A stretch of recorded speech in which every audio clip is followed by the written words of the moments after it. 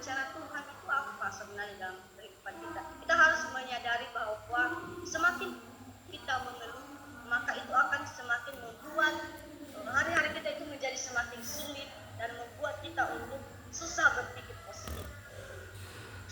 Ketika kita sering mengeluh, maka itu hanya akan memberatkan setiap beban-beban pikiran kita, beban-beban kehidupan kita.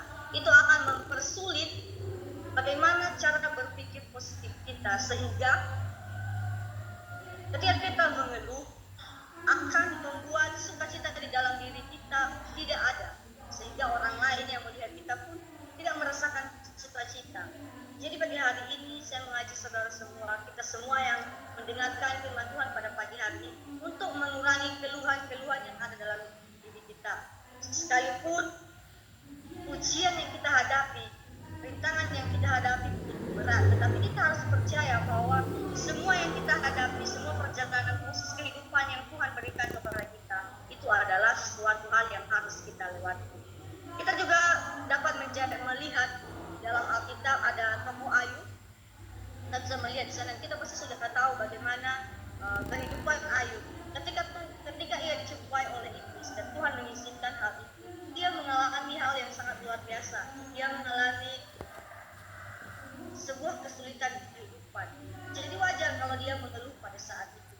Dia kehilangan anak-anaknya, kehilangan harta miliknya, bahkan dirinya sendiri mengalami sakit penyakit yang luar biasa. Sampai istrinya bahkan menyuruh dia untuk mengutuk Tuhan dan untuk memilih supaya berpaling dari Tuhan. Tetapi apa yang dilakukan Ayub pada saat itu, saudara-saudara? Dia tidak mengikuti apa yang dikatakan istrinya, bahkan dia menganggap istrinya itu adalah seorang yang gila, karena dia menyuruh Ayub untuk menjauhi Tuhannya. Betapa banyak hal yang kita ambil dari kisah Ayub ini. Sikap Ayub yang memiliki keteguhan, kepercayaan kepada Tuhan, iman yang tidak goyah. Tengah-tengah kesulitan pun dia tetap datang kepada Tuhan. Meskipun beberapa temannya pun tidak ada yang mendukung dia sama sekali. Tetapi apa buah dari hasil yang Ayub peroleh ketika ia taat, ketika ia tidak mengeluh kepada Tuhan, dia berpikir positif bahwa apa yang dia hadapi itu pasti Tuhan memiliki rencana yang indah dalam kehidupannya. Sehingga pada saat itu, saudara-saudara yang terkasih dalam nama Tuhan Yesus, ketika Ayub sudah bisa melewati segala pencobaan-pencobaan yang diberikan iblis kepadanya, apa yang dia dapatkan? Dia beroleh hasil yang luar biasa, saudara-saudara yang terkasih di dalam nama Tuhan Yesus. Dia mendapatkan berlipat-lipat ganda apa yang Tuhan ambil dan apa yang iblis ambil dari dia. Tuhan mengembalikan lebih dari apa yang dia harapkan. Bahkan anak-anaknya dikatakan di sana lebih cantik dari seluruh perempuan-perempuan laki-laki yang ada.